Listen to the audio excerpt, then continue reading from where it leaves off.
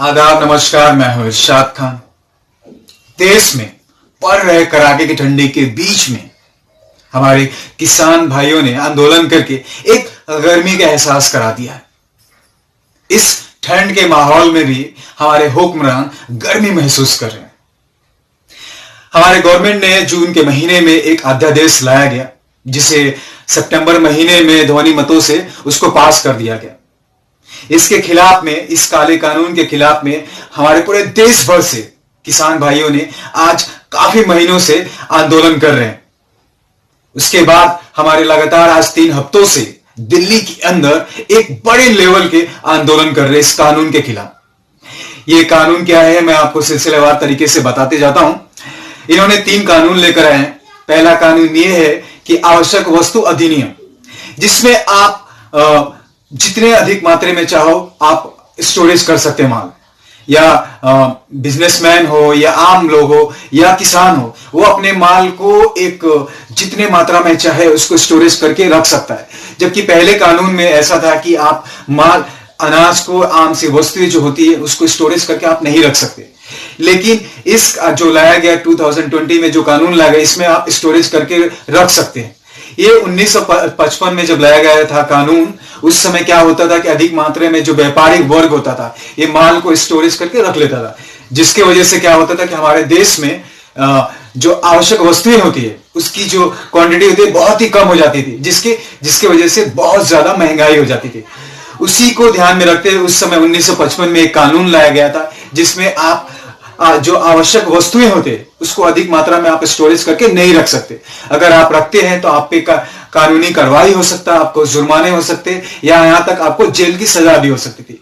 लेकिन 2020 में जो अभी के हुक्मरान हैं, उन्होंने एक ऐसी पॉलिसी लाया है जो हमारे जो किसान बंधु हैं, सिर्फ वही नहीं, इससे हर एक भारत के हर एक नागरिक पे बहुत ज्यादा प्रभाव पड़ेगा।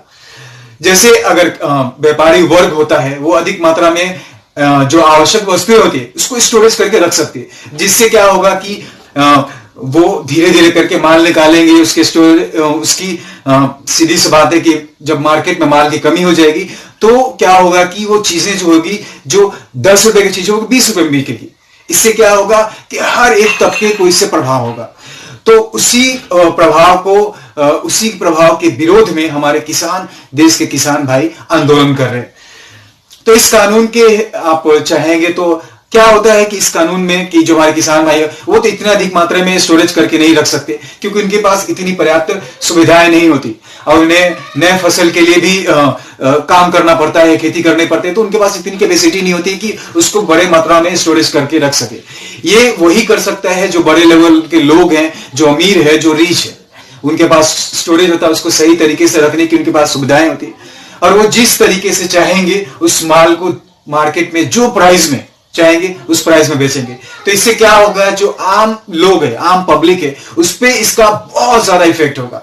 वो जो चीजें होगी 50 रुपए के, उससे 100 रुपए, 200 रुपए, वो जितने प्राइस में। अब क्या होगा कि गवर्नमेंट अगर किसी स्टोरेज किया है, अगर जाके पुलिस जाती है तो कोई कार्रवाई नहीं कर सकते, बोलेगा, सीधा इनकार कर देगा कि सिर्फ 2 ही स्थिति में ही आप स्टोरेज नहीं कर सकते, या आपदा है या उस समय कोई युद्ध चल रही है देश के अंदर, इस दौरान आप माल को स्टोरेज करके नहीं रख सकते।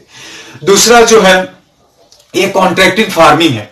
इसमें क्या होता है कि जो बड़े बड़े जो व्यापारी वर्ग होता है या बड़े बड़े रिच मैन जो होते हैं, वो क्या करेंगे कि जो हमारे किसान भाई है उनसे वो कॉन्ट्रैक्ट करा लेंगे कि आप ये फसल बोइए, हम आपकी फसल खरीदेंगे। इससे ये चीज होगा, इस कानून के अंदर भी बहुत सारे खामियां हैं। जैसे अगर उन्होंने अनुबंध कर लिया तो किसान भाई, अगर उस समय मार्केट में अगर 50 रुपए चीजें बिक रही है, अगर वही चीजें कॉन्ट्रैक्ट आपने किया है 25 रुपए में, तो आपको उससे 25 रुपए में देना पड़ेगा। साथ में अगर वो आपके ऊपर, किसानों के ऊपर दबाव भी डाल सकते हैं, जैसे कि उनका अगर जो खेती की है अगर वो अच्छी क्वालिटी का नहीं हुआ तो वो जो रेट में बोलेंगे, जो कंडीशन रखेंगे, उस कंडीशन में उनको बेचना ही पड़ेगा। तो ये कानून भी जो सेकंड है कॉन्ट्रैक्टिव फार्मिंग, ये भी कहीं इसमें बहुत सारा खामियां है। थर्ड जो है ये कृषि उत्पादन व्यापार वाणिज्य अधिनियम है। इसके अंदर क्या है कि आपकी हिंदुस्तान के किसी भी राज्य में आप आसानी से अपने माल एक जगह से दूसरे जगह पे आप बेच सकते हैं। ये कानून पहले भी था, कानून पे, इसमें कोई नयापन नहीं है, कानून में पहले भी था कि आप इजीली आप जाकर अपने माल को किसी भी राज्य में कहीं पे भी आप बेच सकते हैं जो आपके प्राइस में। अभी भी अगर देखा जाए कि हमारे जो व्यापारी वर्ग है वो खासकर हर तरह से कोशिश करता है किस तरीके से हमारे जो किसान भाई है उनको किस तरीके से हैरेसमेंट किया जाए, किस तरीके से उन्हें तोड़ दिया जाए, उसी तरीके से आज हमारे देश में चल रहा है।